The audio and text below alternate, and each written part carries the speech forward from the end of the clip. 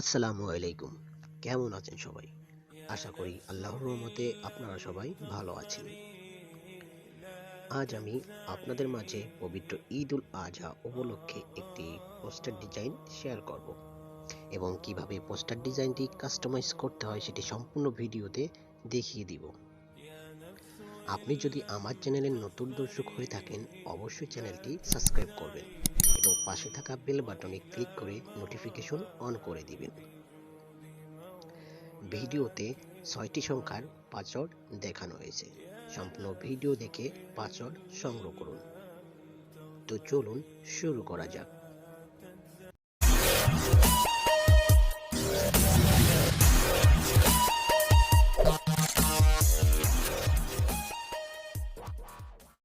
সর্বপ্রথম আপনাকে এই ভিডিওর ডিসক্রিপশন বক্সে আসতে হবে।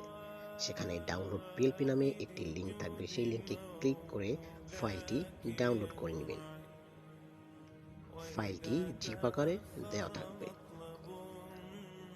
জিপ ফাইলটি আনজিপ করার জন্য একটি অ্যাপস প্রয়োজন, ZRCবার অ্যাপস, যেটি গুগল প্লে স্টোরে ফ্রিতে পেয়ে যাবেন।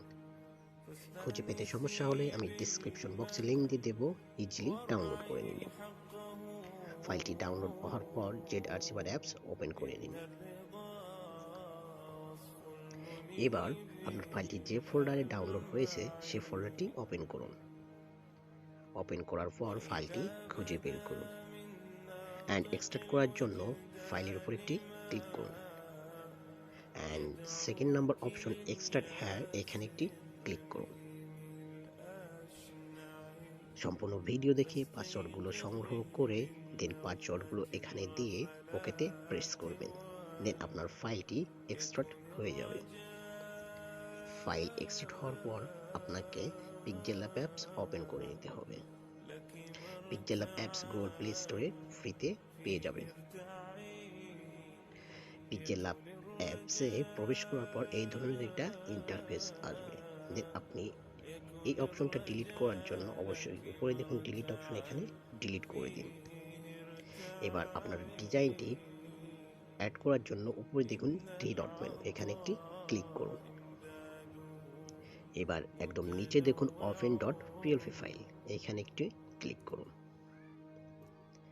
এবার সবার উপরে দেখুন সাদা আইকনে .plp নামে একটি আইকন, এখানে একটি ক্লিক করুন অ্যান্ড আপনি যে ফোল্ডারে ফাইলটি এক্সট্রাক্ট করছেন সেই ফাইলটি ওপেন করুন।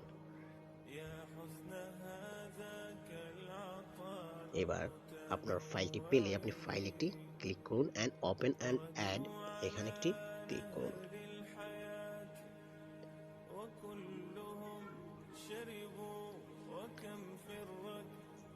এবার ব্যাকে আসুন। এবার আপনার ডিজাইনটি সম্পূর্ণভাবে পিক্সেল ল্যাব অ্যাপসে শো করবে। ফাইলটি কাস্টমাইজ করার জন্য অবশ্যই আপনাকে লেয়ার অপশনে ক্লিক করতে হবে। আমি এখানে সবগুলো লেয়ার আনলক করে দিয়েছি।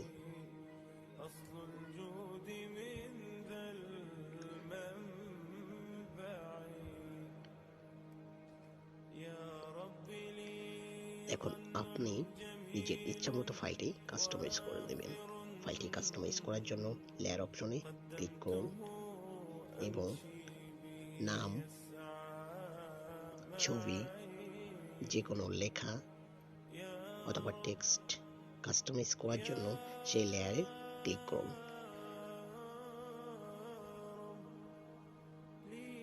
ধরুন আমি এখানে ব্যক্তির ছবিটি চেঞ্জ করতে চাচ্ছি, সেজন্য আমাকে অবশ্যই ছবিটিতে ক্লিক করতে হবে এবং নিচে দেখুন ডিলিট অপশন, এখানে একটি ক্লিক করুন।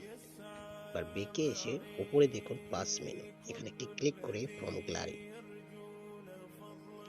অ্যান্ড আপনার গ্যালারি থেকে ব্যাকগ্রাউন্ড ইরেজ করে যে কোনো একটি পিকচার ইজিলি সেট করে দিবেন।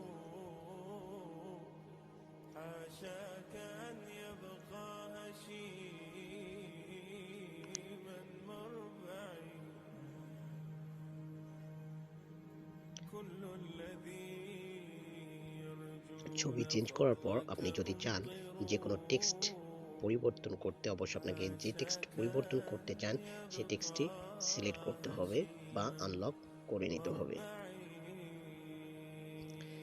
আনলক করার পর এখানে ডাবল ক্লিক করবেন অথবা এডিট অপশনে ক্লিক করলে আপনার কিবোর্ড অপশন চলে আসবে।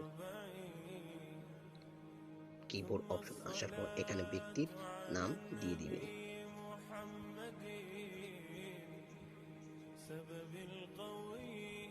আপনি চাইলে টেক্সটের কালার পরিবর্তন করতে পারবেন। এভাবে ফাইলটি সম্পূর্ণভাবে কাস্টমাইজ করা হয়ে গেলে ফাইলটি সেভ করবেন। সেভ করার জন্য অবশ্যই আপনাকে সেভ মেনুতে ক্লিক করতে হবে এবং নিচে দেখুন সেভ অ্যাজ ইমেজ, এখানে একটি ক্লিক করুন। আপনি যদি ফাইলটি কোনো সোশ্যাল মিডিয়াতে পোস্ট করতে চান তাহলে যে কাস্টম সাইজটি আছে এটা দিয়ে সেভ করে নেবেন।